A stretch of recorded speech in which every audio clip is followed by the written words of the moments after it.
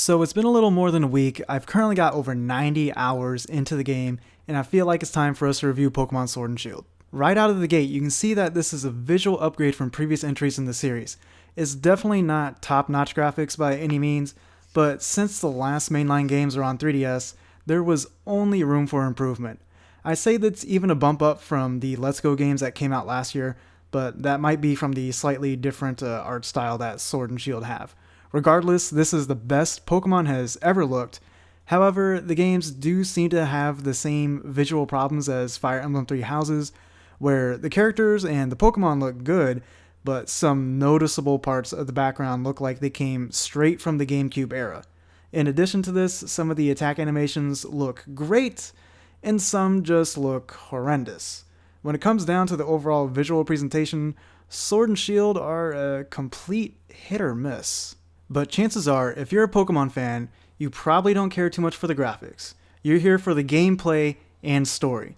While Sword and Shield follow the typical get 8 badges and fight the Pokemon League route, it does it in a way that breathes a bit of new life into the old formula. Each gym has their own trial of puzzles and battles you have to complete before making your way into the stadium to fight the gym leaders, which I really liked since it felt like the gym battles were an actual event and a good spectator sport where people actually come out, watch, and have a good time. It's a spectacle. That felt nice. Unfortunately, this part of the game is a bit short-lived since the story part will fly by pretty quickly. I took my time. I played extremely slow, and I still completed the main story in about 17 hours. I imagine most people will be finishing it within 10 to 12 hours if they don't venture too far off from the main path like I did. The actual story itself is nothing to write home about. I don't want to ruin it for anyone, but it is heavily centered around the new mechanic, Dynamax, where your Pokemon basically turns into a kaiju for 3 turns, and your attacks get insane buffs. The attacks become almost as powerful as Z moves were in Generation 7, with the added benefits of setting up weather changes, terrain changes, or just plain old stat buffs.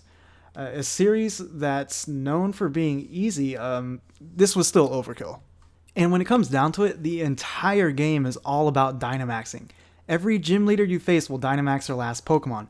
The champion, Leon, will Gigantamax his Charizard, and even the main legendary that you fight in the story is, you guessed it, a Dynamax fight and a raid battle. It really does feel strange how over-centralizing the mechanic is to the game. Like, sure, we've had our fair share of mechanical gimmicks in the past, most recently, Megastones and Z-moves, but to me, they didn't feel like they were the focus of the games, just like shiny new toys that Game Freak threw at us. Dynamax, on the other hand, is just so ingrained with nearly every aspect of Sword and Shield. Even when you're done with the story, the endgame grind is going out to dens to do raid battles where you fight Dynamax or Gigantamax Pokemon, and so you can catch them, and they got perfect IVs in some spots, and to get your TRs in the process. If you don't like the idea of Dynamaxing your Pokemon or fighting against Dynamax Pokemon, you are not going to have a lot of fun with this game. In addition to this, a lot of time will be spent looking for these battles in the wild area and running around to the 70 plus different dens collecting watts to spend on TRs, which are the technical records that break after one use. At first, I was a bit upset that they brought back the way the old TMs worked before Black and White, but it's kind of starting to grow on me. I've actually gotten used to it and start to appreciate it. They're fairly easy to obtain and basically double the amount of moves that you can teach your Pokemon. TMs are still there and they still retain their infinite uses, but most of the good attacks that you'll want to be using and teaching your Pokemon have moved over to TRs. Moving on to the sound, I'll be honest, most of my time spent playing any Pokemon game is with the sound off. But I will say that the music is good. It's not too memorable in my opinion, but it definitely sounds good. The Pokemon cries still sound outdated. I'm sure most people are like me and probably don't care too much, but it really would be nice to see a boon in the quality of the Pokemon cries, and in this particular game, they probably could have used some voice acting for the NPCs. I mean, not necessarily for everything, but it definitely felt like it could have added a lot to the main story. So now that we got the gist of the main story out of the way, I'd like to get into a little bit of the details with these games. First off, I'm sure you noticed my usage of Dynamax and Gigantamax, which are slightly different things. Every Pokemon is capable of Dynamaxing and turning into an overgrown version of themselves, but some Pokemon have access to a Gigantamax form, which will look different from their Dynamax, and they get access to exclusive moves that they only have while they're in their Gigantamax form. This reminds me a little bit of Mega Evolutions in the sense that only a few Pokemon are capable of going into this form. However, the problem here is that you have to catch a Gigantamax Pokemon in the wild in order to use that form. Let's take Centiskorch for example. I bred one, I got the right nature, I got the right IVs, egg moves, I EV trained it, I leveled it up, but it's never going to be able to Gigantamax. On the other hand, there was a Gigantamax Centiskorch raid battle that I caught one, and that one's able to Gigantamax. So if I want to use a Gigantamax Centiskorch, I have to ditch my old one. I have to get this new one to level 100 so I can hyper train the other stats, and then I have to use a Nature Mint to change the nature of it. And it's a whole new grind that Game Freak just thought would be a good idea. The other post-game grinds are more standard for the series, breeding and the Battle Tower. The Battle Tower is a bit watered down compared to the previous games. There's only a singles and doubles format from what I can tell. There's no super singles or super doubles, but they do have different leagues within the format, so I guess that's how they make up for it. Even so, I haven't run into a real challenge in the Battle Tower yet, and that is a huge letdown since they were really challenging in the past games with creative teams that had some insane synergy and power and just really put your battling skills to the test. In Sword and Shield, they all kind of get steamrolled pretty easy, and a good majority of them don't even Dynamax in the battle, so you just have this huge advantage in a lot of the fights. I'll have to play around with it a bit more to see if the higher leagues prove to be a threat, but so far I'm pretty disappointed with how they handled this part. I won't go into too many details of the breeding since that's the most boring part of the Pokemon game and it's about the same as it was in the past, but I do feel like there's a quality of life improvement that deserves a mention. With the case of egg moves, they can now be passed on from one parent to another in addition to passing them on to the eggs.